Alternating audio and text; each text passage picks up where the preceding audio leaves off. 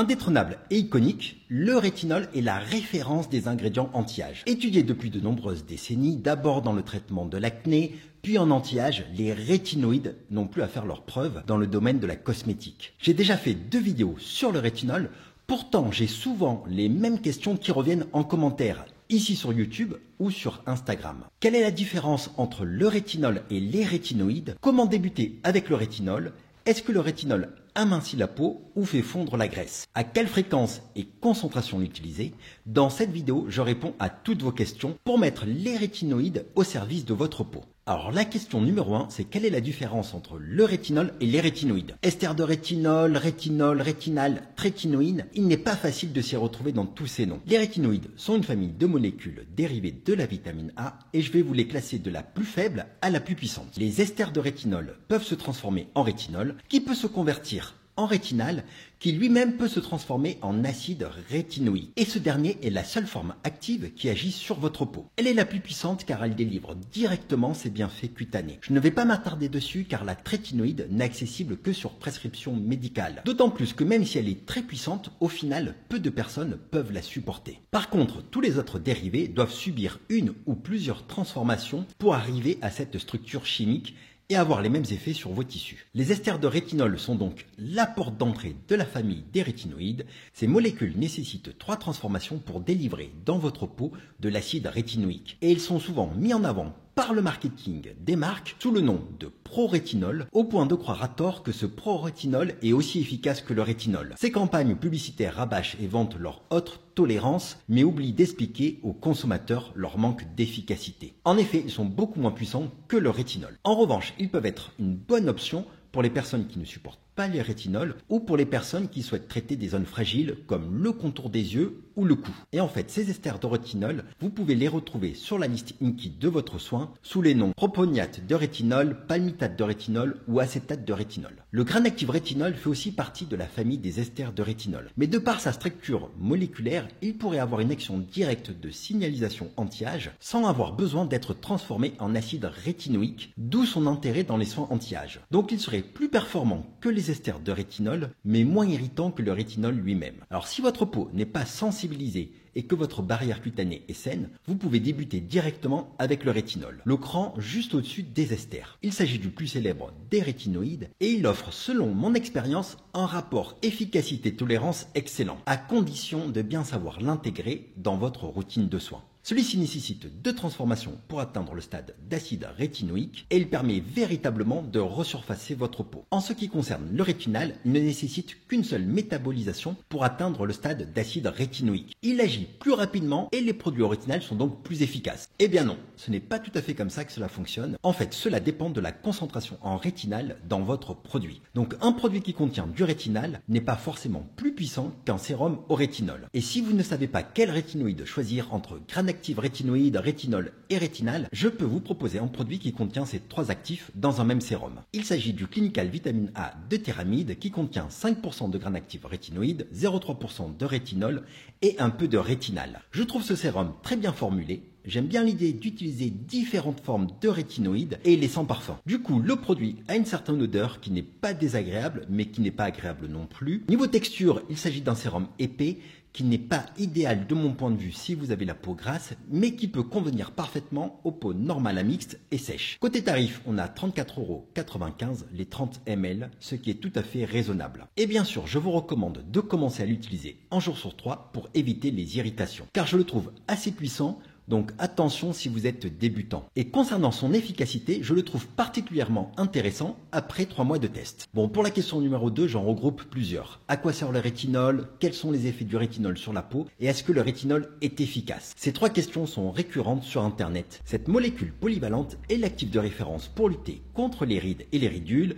les taches brunes et les marques post-acné. Elle améliore la texture générale de votre peau et c'est aussi une excellente option pour les personnes souffrant d'imperfections et d'hyperséborrhée. Et donc la réponse est sans surprise, oui, le rétinol est efficace. Des dizaines d'études scientifiques et cliniques le prouvent. Donc voici un résumé de leurs 3 actions principales. En numéro 1, ils sont anti-âge. Ils stimulent la synthèse de fibres de collagène de type 1 et 3, d'élastine et d'acide hyaluronique. Ainsi, ils densifient le derme et l'épiderme et préviennent l'apparition des ridules et atténuent celles déjà présentes. En numéro 2, ils luttent contre les imperfections. Les dérivés de la vitamine A dynamisent le renouvellement cellulaire du derme pour raccourcir le cycle de régénération cellulaire de votre peau qui est de 30 jours en moyenne. La desquamation de l'épiderme est donc accélérée et cette action désengorge les pores des débris cellulaires, de l'excès de sébum et limite l'hyperkératinisation. Et en parallèle, le rétinol régule la sécrétion des glandes sébacées et lutte contre Cutibacterium acnes, la bactérie responsable de l'acné. Et en numéro 3, il lutte contre l'hyperpigmentation.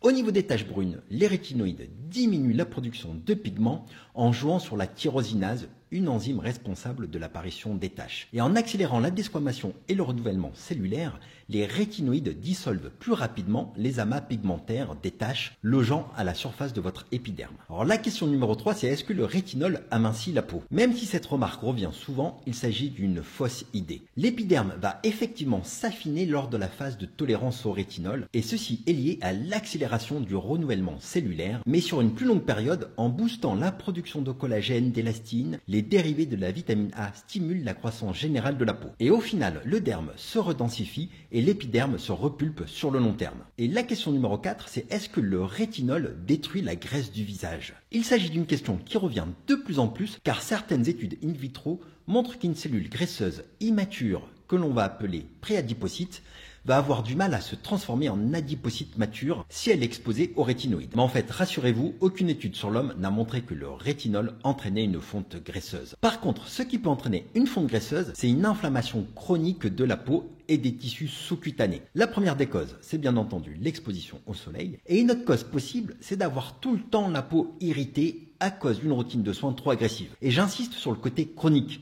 Si 1 ou 2 fois dans l'année, vous y êtes allé un peu trop fort sur les exfoliants ou le rétinol, il n'y a aucun problème. Par contre, si vos soins vous créent tout le temps des irritations, cela pourrait à terme provoquer une fonte graisseuse. Donc si vous avez du mal avec le rétinol, n'hésitez pas à l'utiliser qu'un jour sur 2, il restera très efficace. Alors la question numéro 5, c'est comment débuter avec le rétinol. L'une des erreurs les plus courantes est de commencer le rétinol de manière trop agressive. Le dosage, la fréquence d'utilisation et la catégorie de rétinoïdes sont fonction de votre type de peau et de votre état cutané, ainsi que de votre propre tolérance à ces substances. N'oubliez pas que le but, c'est de profiter des bienfaits de la vitamine A et non de surmener votre peau. Les mots d'ordre sont donc patience et progression du dosage et de la fréquence d'utilisation sur le long terme. Je précise que si votre barrière cutanée est abîmée, il ne faut surtout pas commencer en soins au rétinol. Réparez d'abord votre peau et ensuite allez-y très progressivement. Et mon conseil, c'est de commencer avec une concentration de rétinol allant de 0,2 à 0,3%. Dans une formule aqueuse si votre peau est normale à grasse et plutôt huileuse si vous souffrez de sécheresse cutanée. Et si tout se passe bien, au bout de quelques mois, vous pourrez tester des produits avec des pourcentages supérieurs, allant de 0,5 à 1%. Alors si vous voulez avoir des idées de bons sérums au rétinol, n'hésitez pas à aller sur mon site beautydecoded.com. Alors une autre remarque, on parle souvent de la dégradation rapide de la vitamine C, mais le rétinol souffre aussi de problèmes d'instabilité. Dans les conditionnements type flacon pipette, le rétinol peut se dégrader au fur et à mesure de son utilisation. Et cela peut vous jouer des tours en pensant que vous supportez un certain dosage de rétinol alors que celui-ci est dégradé. Favorisez les conditionnements hermétiques comme les flacons pompes ou n'hésitez pas à jeter votre sérum au bout de 3 mois s'il n'est pas airless. Alors à la question à quelle fréquence dois-je utiliser le rétinol, même si chacun doit faire évoluer sa fréquence en fonction de ses ressentis, voici un modèle de planning pour progresser sans souci dans votre phase de rétinisation. Appliquez un soin au rétinol les 15 premiers jours, uniquement un soir sur 3. Si votre peau supporte ce dosage, passez à un soir sur 2 et au bout de 6 semaines, vous pouvez passer à une application quotidienne. Mais vous pouvez très bien rester à un soir sur 2 pour vous permettre de diversifier votre routine de soins. Et n'oubliez pas, quand on utilise le rétinol, il est indispensable d'utiliser une protection solaire SPF 50 tous les jours. Si votre peau présente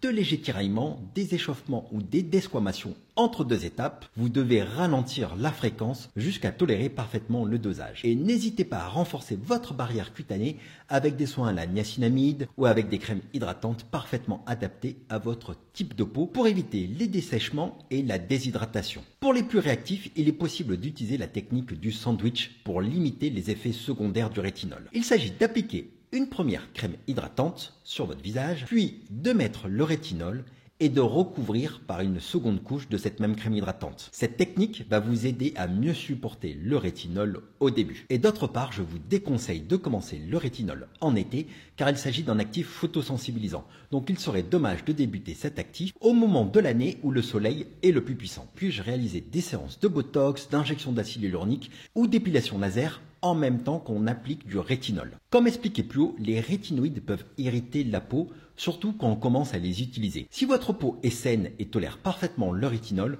pas besoin d'arrêter votre rétinol avant une injection de botox ou d'acide hyaluronique. Par contre, pour l'épilation laser, je serai plus prudent et je recommanderais d'arrêter de l'utiliser plusieurs jours avant de réaliser la séance d'épilation laser et d'avoir une peau parfaitement saine. La question numéro 6, c'est combien de temps faut-il attendre pour voir des résultats? Le renouvellement cellulaire étant de 30 jours, je dirais que les premiers effets texturisants, anti-taches et anti-imperfections apparaissent entre 1 et 3 mois. La plupart des études scientifiques révèlent d'ailleurs leurs conclusions après 2 ou 3 mois d'essai. Cependant, la performance anti-âge sera vraiment visible entre 6 mois et 1 an de mon point de vue. Et pour bien évaluer les effets du rétinol, je vous recommande de prendre une photo avant de commencer et d'en reprendre une au bout de 6 mois. Car les résultats visuels sont subtils au quotidien, mais flagrants sur le long terme. Par contre, il faut être patient, car parfois on a une aggravation avant une amélioration. C'est un phénomène normal, ne vous inquiétez pas. Par exemple, le premier effet du rétinol avant d'avoir la moindre action sur les rides et le collagène, c'est qu'il dessèche votre peau. Et cela peut aggraver l'aspect de vos rides, notamment au niveau du contour des yeux au début. Quand débute le rétinol et que l'on a de l'acné, il peut s'empirer au début. C'est ce qu'on appelle le phénomène de purge, qui peut durer 1 mois. Le phénomène de purge, c'est qu'en accélérant le renouvellement cellulaire, les lésions d'acné peuvent toutes apparaître en même temps, avant de diminuer. Et si vous trouvez que vos taches se sont aggravées après l'application de rétinol, il est possible qu'en accélérant le renouvellement cellulaire, les pigments déjà présents dans votre épiderme deviennent plus visibles transitoirement car ils remontent à la surface. J'espère avoir répondu à la plupart de vos interrogations et n'hésitez pas à me faire savoir en commentaire si ce type de vidéo questions-réponses vous plaît. Et n'hésitez pas à me mettre vos questions qui vous interrogent le plus, je vais essayer d'y répondre soit sur une vidéo YouTube ou soit sur un réel sur Instagram.